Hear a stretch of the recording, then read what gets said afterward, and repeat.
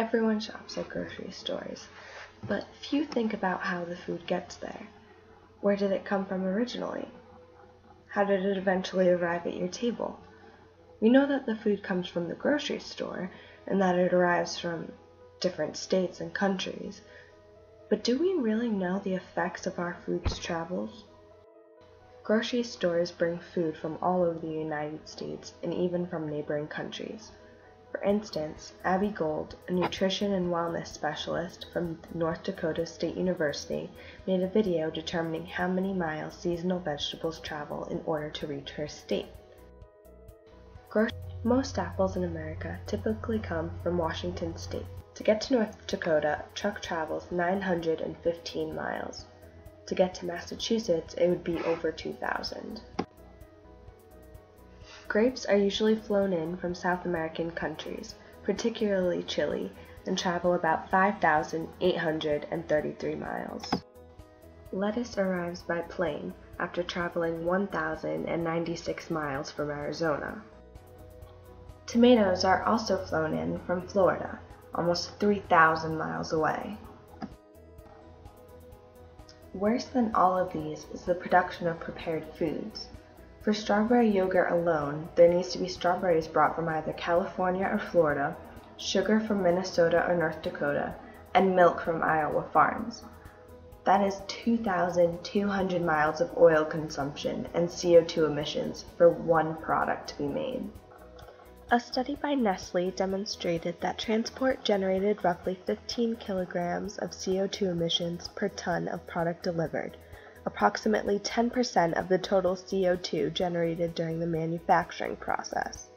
In the U.S., food is typically transported over 1,300 miles on average before consumers get to eat it, a number that is twice what it was 30 years ago.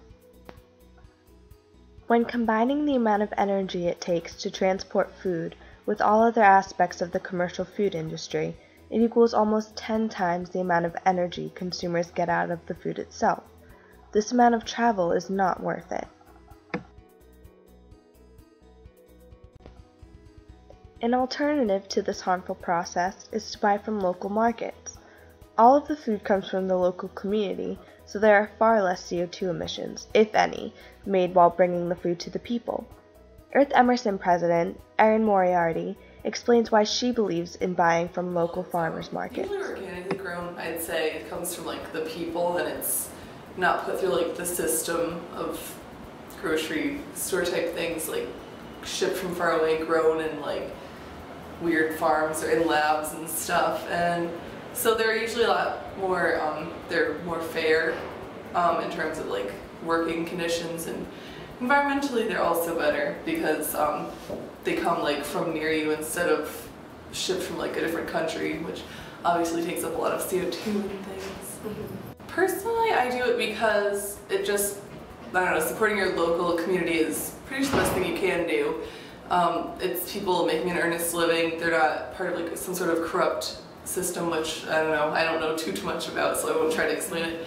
But it's transparent, it's straightforward and kind towards the planet. Farming is just a really good thing to be doing. So to encourage and support that small economy of locally grown stuff, I like doing it for that reason. It can be more expensive, but it's also higher quality. It's fresh, it's clean, and it's from good people. And usually if it's a local farm market, you don't have to drive very far yourself, so gas costs wise. Earth Emerson, we actually went down to the farmers market at Dewey Square a few weeks ago, and the other president, Kayla, got 5 ears of corn for $1. It was crazy. So that isn't really too big of an issue from what I've experienced.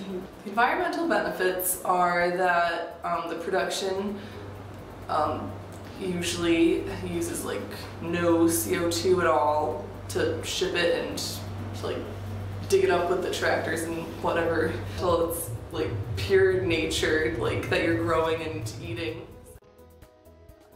Even Boston restaurants are realizing the benefits of making their food with local ingredients. Be Good is a local chain that only buys its meat and vegetables from area farmers to create healthy fast food. They pride themselves on being able to name all of the family farmers that provide their vegetables.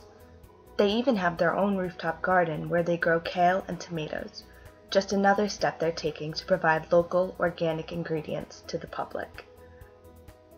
Co-founders John and Anthony tell us what it's like to be a restaurant that knows what food is going into their product.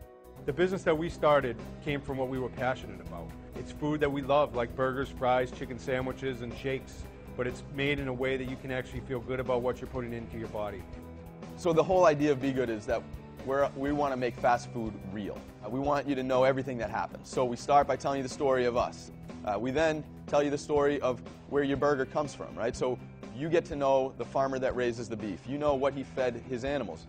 You know, when you come into our stores, you'll see right up on the side of the restaurant pictures of the people who actually make your food, the farmer who actually grows our potatoes. So it's real people. You know, they're not actors. We use whole cuts of beef. We grind them ourselves every day. We take whole potatoes, we cut them by hand into French fries. It's food made by people, not by a factory. There are two farmers markets in the immediate Boston area, Copley Square and Haymarket. Copley Square runs on Tuesdays and Fridays from 11 a.m. to 6 p.m. It runs from May until the end of November. Here you will find fruits and vegetables, goat cheese, sunflowers, and made-from-scratch jams and breads. Haymarket is open Fridays and Saturdays, usually from 6 a.m. to 7 p.m., and actually runs all year long. Here there are not only fruit and vegetable stands, but stores lining the tents that sell specialty cheeses and meats that are open throughout the week as well. While many farmers markets are not open during the winter, one local community in Jamaica Plains has been working to change that. Their indoor farmers market in Eagleston Square runs on Saturdays from 11 to 2 p.m. from November to the end of February. This ensures that people can find fresh, local food year-round and not just during warm weather. There are many local vendors that participate, selling not only fruits and vegetables, but also goat cheese, fresh grass-fed meat, and a cupcake food truck. There are so many opportunities to help save the environment by supporting local, healthy markets. Next time you buy food, consider local markets before the grocery store.